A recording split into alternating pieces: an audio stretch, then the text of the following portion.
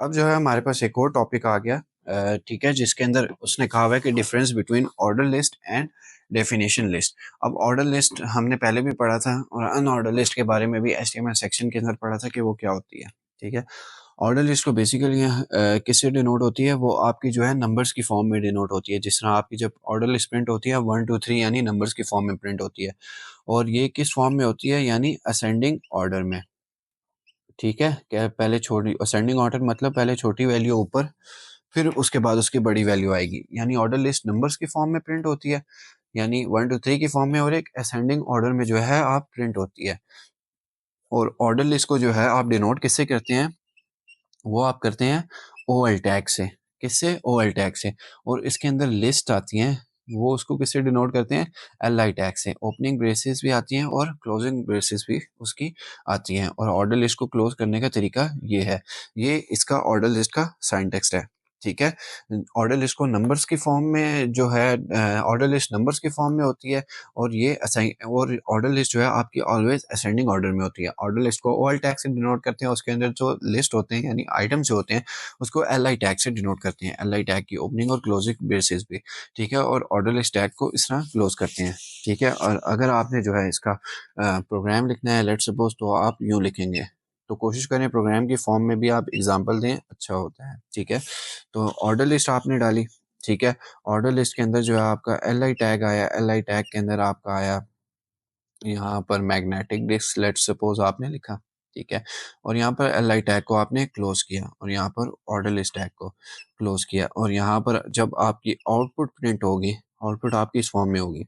Order list number की form में होती है और नंबर्स आपके असेंडिंग ऑर्डर्स में होते हैं। ठीक है, तो यहाँ पर आपने एक लिस्ट डाली है। ठीक है, तो ये आपकी यूं प्रिंट होके आ जाएगी 1। ठीक है, और ये जो आपने मैग्नेटिक डिस्क लिखा है, तो ये आपका यूं मैग्नेटिक डिस्क। ठीक है, ये होती है आपकी ऑर्डर लिस्ट। ठीक है, तो उम्मीद है आपको ये इसका कॉन्सेप्ट समझ आया होगा। दूसरी चीज है आपके पास डेफिनेशन लिस्ट। ठीक है, डेफिनेशन लिस्ट। ठीक है, डेफिनेशन लिस्ट। अब आपकी डेफिनेशन लिस्ट जो है आपकी क्या होती है? अब डेफिनेशन लिस्ट जो है बेसिकली वो भी जो है आपकी लिस्टिंग का ही पार्ट है। ठीक है, अब डेफिनेशन लिस्ट में होता क्या है कि जी अक्सर अगर आप वेबसाइट में जाते हैं, ठीक है, सबसे पहले जो है उसमें जो है पहले एक टाइटल होता है। ठीक है, फिर उसके बाद एक सब टाइटल होता है, फिर उसके बाद उस सब टाइटल के अंदर जो है डिस्क्रिप्शन लिखी होती है। वो आपकी क्या यूज़ हुई होती है? वो आपकी होती है डेफिनेशन लिस्ट। ठीक है, तो डेफिनेशन लिस्ट के अंदर जो है 3 टैग आते हैं, एक डीएल आता है, एक डीटी आता है और एक डीडी आता है। ठीक है, तो 3 टैग आते हैं इसके अंदर डेफिनेशन लिस्ट के अंदर। ठीक है, पहला टैग आता है आपका डीएल, दूसरा टैग आता है डीटी, तीसरा टैग आता है आपका डी। अब इसका मतलब क्या है डीएल टैग का? डिफाइन आ डिस्क्रिप्शन लिस्ट। ठीक है, कि आप डिस्क्रिप्शन लिस्ट डिफाइन करने लगे हैं। ठीक है, और डीटी का क्या मतलब है? Define a term in description list. ठीक है, define a term in description list. DD का क्या मतलब है? कि डिस्क्राइब अ डिस्क्रिप्शन लिस्ट। ठीक है, तो डिस्क्रिप्शन लिस्ट आपकी ये होगी जब भी आपने जो है डिस्क्रिप्शन लिस्ट डिफाइन करनी होगी।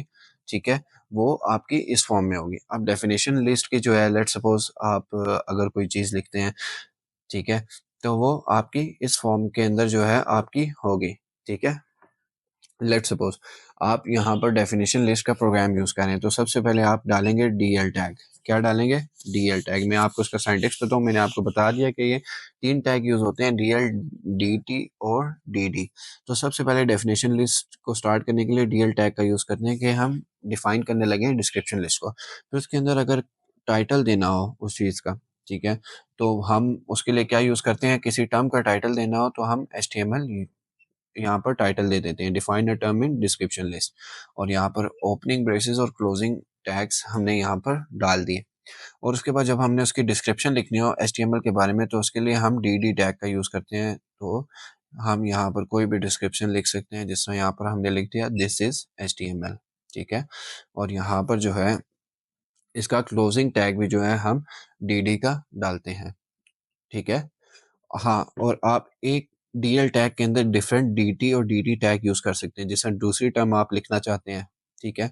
दूसरी टर्म आप लिखना चाहते हैं सीएसएस लेट्स सपोज़, तो आप यहाँ पर दूसरा डीटी टैग यूज़ करेंगे और दूसरा डीडी टैग भी आप यूज़ कर सकते हैं, ठीक है? दिस इज़ सीएसएस, ठीक है? और यहाँ पर क्लोजिंग ब्रेसेस और यहाँ पर डीएल टैग क्लोज किया, यानी ये हमने डिफाइन किया, डिस्क्रिप्शन लिस्ट डिफाइन करने लगे हैं। ये define a term in description list, और ये जो टर्म डिफाइन किया है एचटीएमएल, उसके अंदर ये डीडी टैग के अंदर ये उसकी डिस्क्रिप्शन लिखेंगे। इसी तरह एक डीएल टैग के अंदर डिफरेंट डीटी और डीडी टैग यूज हम कर सकते हैं। तो ये जस्ट सिंपल सा कॉन्सेप्ट है। ऑर्डर लिस्ट में क्या होता है, नंबर्स की फॉर्म में होती है और असेंडिंग ऑर्डर्स में होती है, और डिनोट हम ऑल टैग से करते हैं, और उसके अंदर लिस्ट डिफरेंट आइटम होते हैं जिनको हम एल आई टैग के थ्रू लिखते हैं। डेफिनेशन लिस्ट में 3 टैग्स होते हैं, एक DL, DT, DL define as description list, DT define a term in description list, और DD describe are description list. तो उम्मीद है आपको ये इसका ये कॉन्सेप्ट समझ आया होगा।